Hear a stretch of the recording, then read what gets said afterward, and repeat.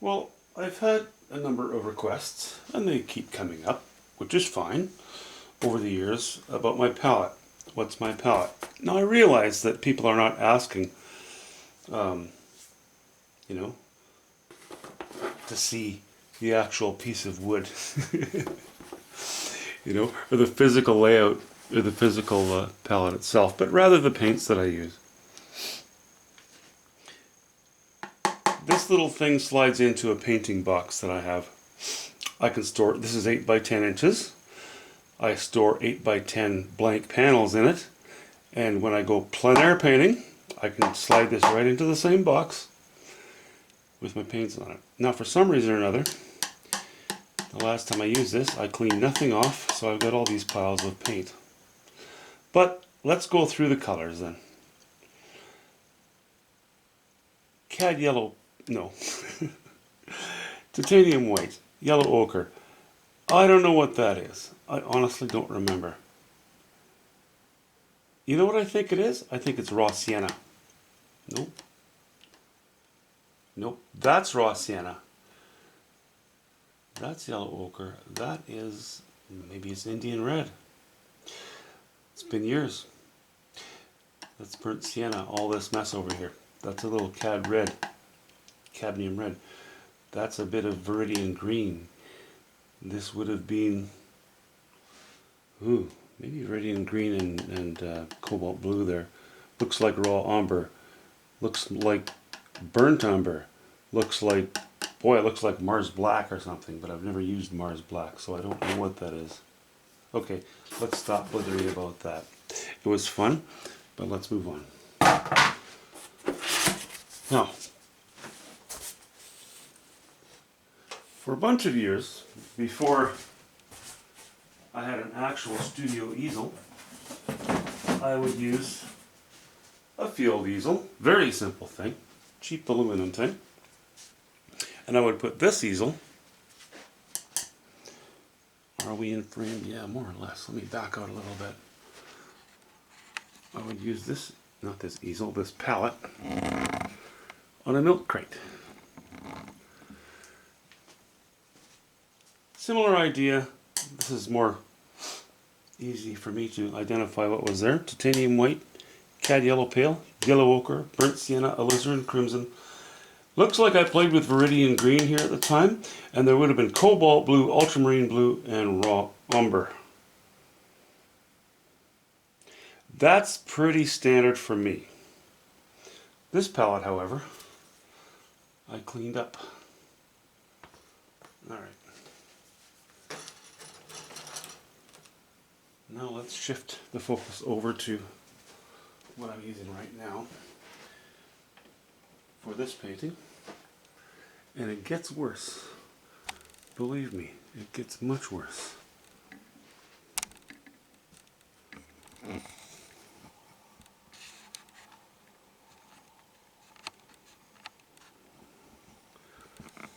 Alright.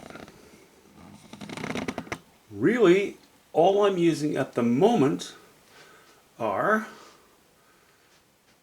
7 colors.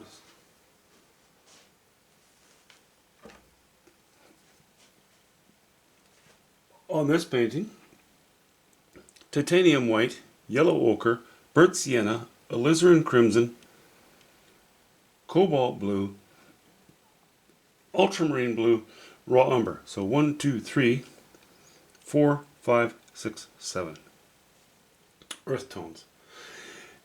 Usually with a landscape, I will stick to earth tones, and I recommend that especially for beginners. Because if you go into cadmiums right away, you'll get ahead of yourself. Now, if I'm doing an autumn scene, specifically with a lot of intense colors, that's when I'll dip into things like this. Cad yellow pale, cad yellow medium, cad orange. I hate this color, but I have a whole bunch of it, and I don't know why I squeezed out such a big pile. Probably because the tube's going to get hard before I use the thing up anyway, so that's why I have such a blob there. I use it sparingly. You can add, with your cad orange, you can add a little white to it. It loses its chroma really quickly. So I tend to be careful with the cadmiums. And of course, cadmium red here. There's a little quinacridone magenta there. There was at one point some viridian green here. There's a little bit of phthalo blue there.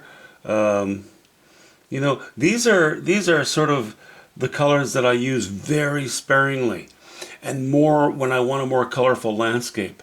They're very strong, and for the most part unnecessary. So my palette, my go-to palette, okay, not the full complement of my colors, but my general palette is only 1, 2, 3, 4, 5, 6, 7.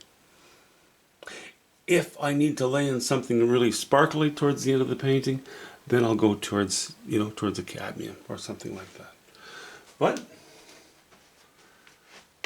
I don't need it unless I'm painting, say, sunflowers or other kind of flowers, or a sunset, or, you know, something really intense. Okay, so I just had a request to go through my palette. I think I even have a video out there just says my palette, and I think I describe it maybe more in great detail. But you see what a mess this is? You know, it used to be so that I would stick to what I would do is lay out yellow ochre, raw sienna, burnt sienna, no, sorry, cad yellow pale, cad yellow medium, cad orange, raw sienna, burnt sienna. No, I'm wrong again. It's been so long since I've done this. Cad yellow pale, cad medium, cad orange, cad red, then the more earth tones, I think. Then it was yellow ochre, burnt, raw sienna, burnt sienna, alizarin crimson, you know, blah blah blah. So many colors that I really didn't need. I haven't used raw sienna for years because I can mimic it so easily using yellow ochre and maybe even a hint of raw umber. Or yeah, okay, that's probably about it, depending on how much white you add. So yeah, down to 7, and just some add-ons here and there, and now and then. You know what I think I'll do? Or I'll try to remember to do this. Like normally in my paintings, I do try to remember. Let me back off a minute. Sorry guys, I'm all over the place with the camera. But it's a question I had from somebody. Well, from a few people over time, and I should probably address it.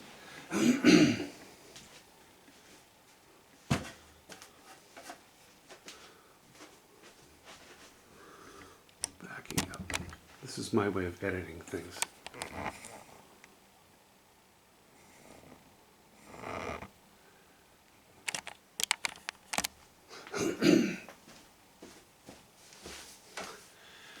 I try to do this, and you guys who have followed my channel for a while, you know this.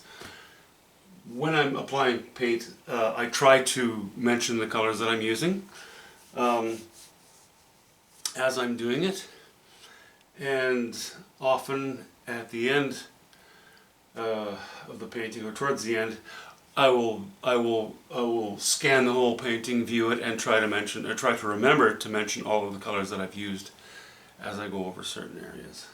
I'm going to stick to that.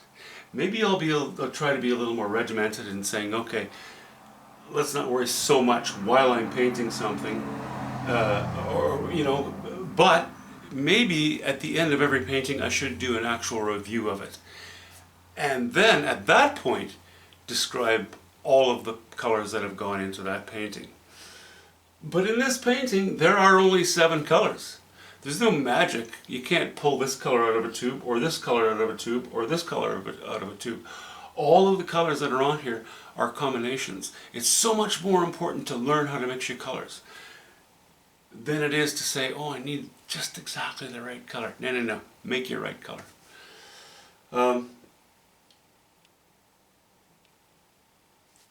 This channel is about dragging you along with me, kicking and screaming, whether you like it or not, and watching, if you enjoy it, as I paint something. This channel isn't about teaching you anything. I don't make a penny from this. This channel costs me money. I'm not in this to be a YouTuber sort of thing, right? I'm just inviting you along to, maybe you can glean something from it. And I don't mind helping you along the way. But I'm a one-finger typer, as I've mentioned many times. That's a lot more work for me to put things in the description and do this and that. I'm not good on the computer, blah, blah, blah. But I know what I'm talking about, and I can visually and verbally explain to you what's going on as it happens, or again at the end. So I think maybe that's my own fault. I should actually do a better job of a review at the end of each painting, and just summarize it. Epilogue. Maybe that's a good idea. Anyway, it was a good request, good question. I'm not committed to being a YouTuber. I'm committed to this. So I'll try to behave better and give you more information regarding the colors. Anyway, I guess that's all. Hope that answers the palette question too. I don't remember who it was, but and I don't mind, as I get more subscribers, which I do appreciate. I also appreciate the questions. But as more people come on board, there will be people who don't want to have to go through the whole slew of videos just to find out one particular thing. So I certainly don't mind revisiting this palette again in the future, and again in the future, and again in the future. That's fine. But honestly, as you just saw, this palette, there's nothing romantic or artsy about it. It's a workspace. Yeah, you can call my space a studio. It's a workshop as well. I'm not an artsy guy, not at all. I love painting, I can do it, have an ability to do it. I've done a lot of work to be able to do it. It takes a lot of learning, a lot of training, well, self-training. Well, actually no, I've had some training too from my dad, but there are no shortcuts. And if you see a video and you really like something about it, odds are all you have to do is grab a pencil and a piece of paper and watch the video. Don't skip through stuff and then expect me to supply, information later. I'm not going to do it. Watch the video, you'll see it.